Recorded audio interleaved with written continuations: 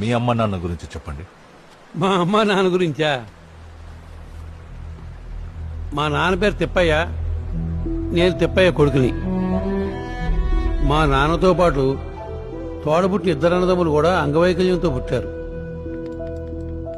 ముగ్గురు కూడా ఎలా ఎందుకు పుట్టారంటే అదేదో జెనెటికల్ ప్రాబ్లం అని డాక్టర్స్ చెప్పారంట.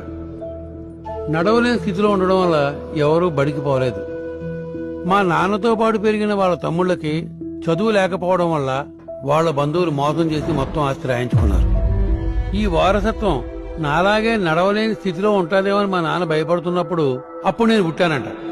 ఎవరికైనా పిల్లలు పుడితే వాళ్ళు తెల్లగా ఉన్నారా, నల్లగా ఉన్నారా, అందంగా ఉన్నారా అని చూస్తారు. కానీ మా నాన్న నాకు కాళ్ళు సరిగా ఉన్నాయా లేదా అని చూశాడు.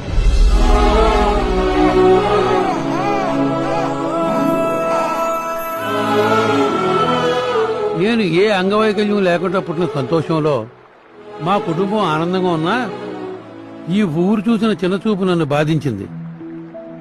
ఈ ఊళ్ళో వాళ్ళందరూ నన్ను తిప్పన కొడుకు అని, నా ఆకారం చూసి గుర్రం గుడ్లని రకరకాల పేర్లతో పిలిచేవారయ్యా.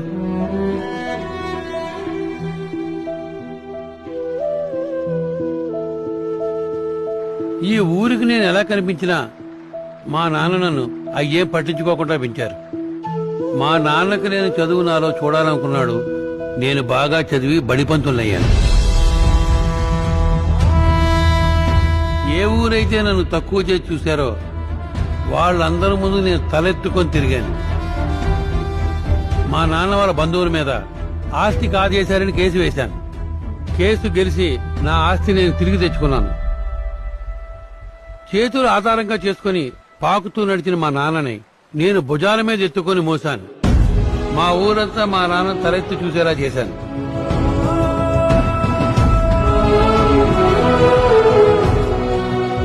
వైకల్యంతో మా నాన్న నడవలేకపోయినా నేను తనతో ఉండడానికి, తన వెనకాల తిరగడానికి ఎప్పుడూ సిగ్గుపడలేదు. నన్ను ఇంత వాణ్ణి చేసిన మా నాన్నకి నేను ఎప్పుడూ రుణపడే ఉంటాను. కానీ ఈ రోజుల్లో పిల్లల్ని మీరు చూసుంటారు. Culture change, trend, style, class అని పేరెంట్స్ తో పాటు రోడ్డు మీద తిరగడానికే ఫీల్ అయిపోతున్నారే. కాలం ఎలా మారిపోయిందో చూసారా? ఇది పద్ధతి కాదంటే మనకు వయసు అయిపోయిందని, బూమర్ అంకులని వాళ్ళకి ఇష్టం వచ్చిన పేర్లు పెట్టి పిలుస్తున్నారు. ఏం దరిద్రమైన మోడర్న్ కల్చరో.